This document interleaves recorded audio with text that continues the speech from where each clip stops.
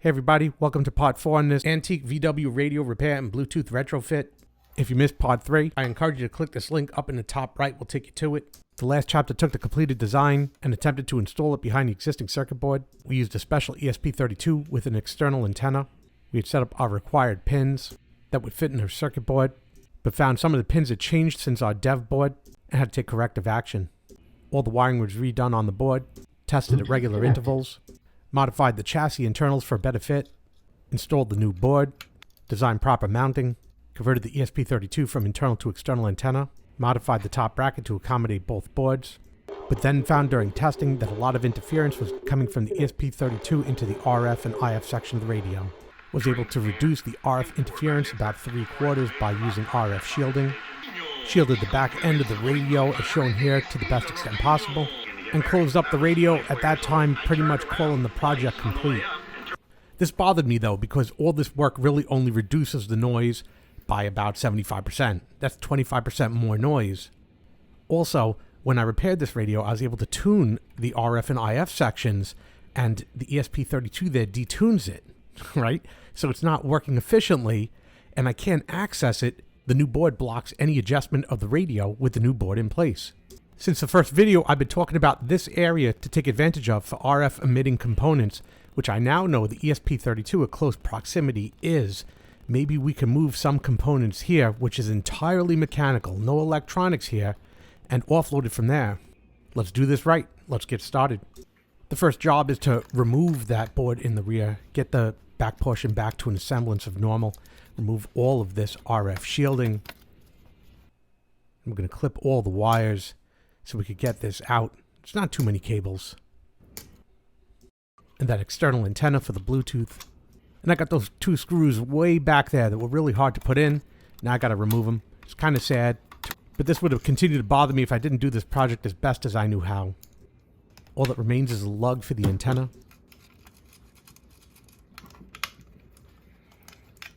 And the board is out. I'll leave these 2 for now till I'm sure I don't need them. I'm going to place that bracket right back on and screw it down in its original position.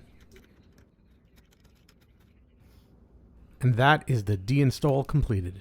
First is the regulator, which was quite painful to remove from this board. I did it off camera. Regulator is held with a rigid pin on its input into the switch power here at the original power presence. Red is currently a long wire 5-volt regulated output.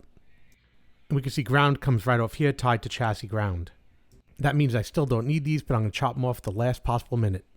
Temporarily ran that red 5-volt power cable through here. I haven't dressed it in yet. I'll do that later. The ESP32 is going to have to come off this circuit board. As you can see, it's soldered on in several connections. I have some other pieces on here as well, but this one's coming off first because it's definitely going to be relocated. It does have mounting holes that we're going to take advantage of right here and here. I've removed a little bit from this bracket here to provide a little bit more room in this area for the ESP32.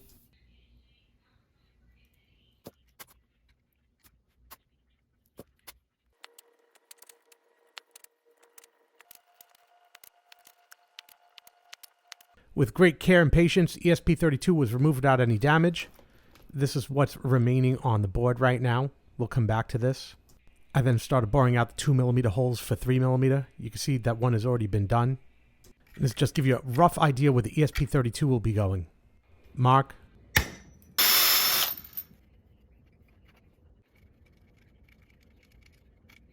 And there's our standoff for certain reasons. It took me about 3 tries to get this one right. I was having a bad day. And we can see that the cover will not fit on when the top one does not have it flush with the metal surface because it's in the way. So I have cut and filed that top mount. And we have good clearance. That's going to be Loctited in at the end, so that's fine. And there we go. We have USB access up top. And we're now ready to put in the second hole.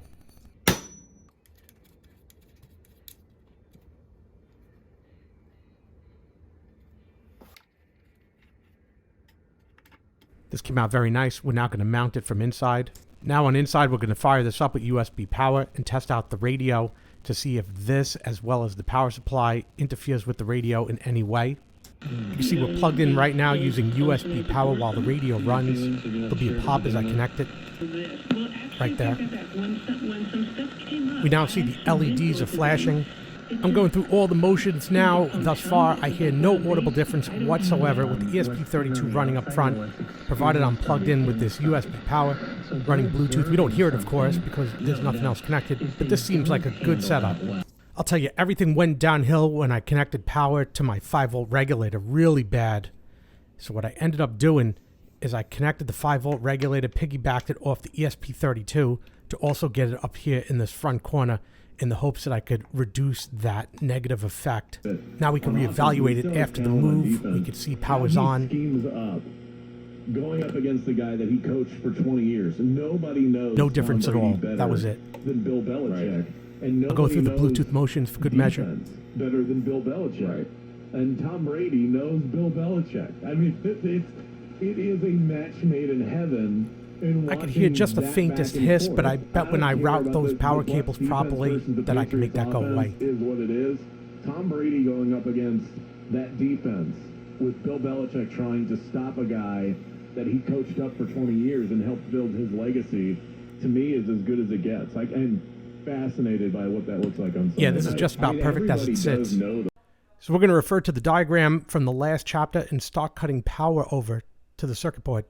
And I've routed that 12 volts going this way, pushed up against the top of the case. It never touches that indicator. There's no contact. And I got these two. This is the 5 volts and the 3.3 volts already coming off the ESP32. And I've removed everything from the circuit board that wasn't needed for now, clipped it away, and I've got my two connections right here. That's 3.3, 5 volts, and the ground. And we're just going to put the board in and connect it just to see if there's any interference. I'm going to remove this, gain access, and just drop it in temporarily.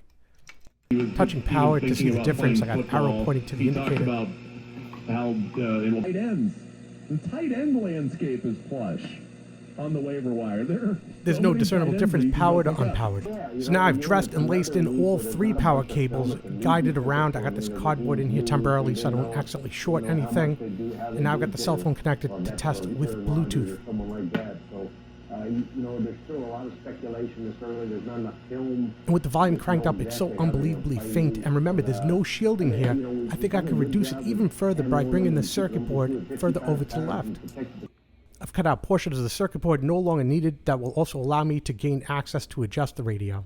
Did the same mounting process I did in Chapter 3, however I mounted the circuit board further away from the RF and IF sections over to the left. The left depending on your perspective, however, and if you look through the adjustment holes, you'll see that the radio can be adjusted through the circuit board. I just did some minor filing. I have added wires to all of the remaining connections on the ESP32. I've also added Loctite at this point to all the standoffs on the chassis. Added some rubberized glue here between these two to support it, but it did change the voltage because of the resistance on the back of the pad, so I had to leave it to dry for a good amount of time to restabilize it to 5 volts. I left this footage in only because I forgot to connect the GPIO to the MUX, and it sounds like an Atari game when it disconnects. I thought that was pretty cool. This is just a functionality test. I've got everything connected with alligator clips, and I know I'm injecting all sorts of noise everywhere, but I want to make sure that everything's actually working. Bluetooth connected. Bluetooth disconnected. This is satisfactory.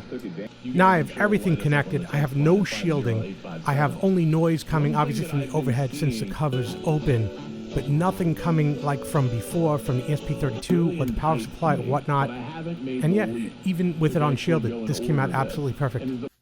All the cables are dressed in now. All that I need to do is make a hole for the antenna jack. The antenna is now installed on the end, and we can see it's bowing up, but it'll just fold to the right as the cover's closed. Because everything's hidden within the radio, I've added a QR code to the top that can be scanned with a phone. It takes you to the playlist of the YouTube channel of this project. I could just test this out and end this here, but let's do a before and after comparison. Bluetooth disconnected. Any starter in his MLB debut since pitches were tracked dating back to the time I am gone. Bluetooth connected. That's exactly what they say. Take that with you on the plane. Appreciate you being part. This area, and let you know when it reopens. We're seeing heavy volume westbound on I-4 between World Drive and 429, as well as eastbound between Chang'an Parkway and Lee Road. See traffic problems? Call the traffic tip line at 866. Damian Harris is the #1 running back, but they use Bluetooth disconnected. with him, a 1-2 punch, and primarily on third downs. And you go J.J. Taylor and Bluetooth connected. that's another loss on a running play by the Patriots. Now that's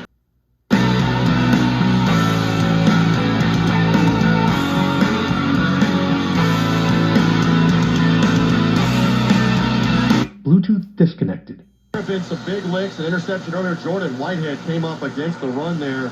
Was able to come directly inside and make the sack on Jones. It's a big play, and they needed it. second sack of the So this concludes the second rebuild of this radio, this alternate rebuild that has significantly improved the sound of this radio over the first rebuild, moving these components away from the RF and IF section. Do me a favor, hit that like button down below, helps me out a lot when you do, and hit that subscribe button for more videos like this when they come out. Again, I hope you enjoyed this video. Thanks for watching. Thanks for watching. Would you like to reply?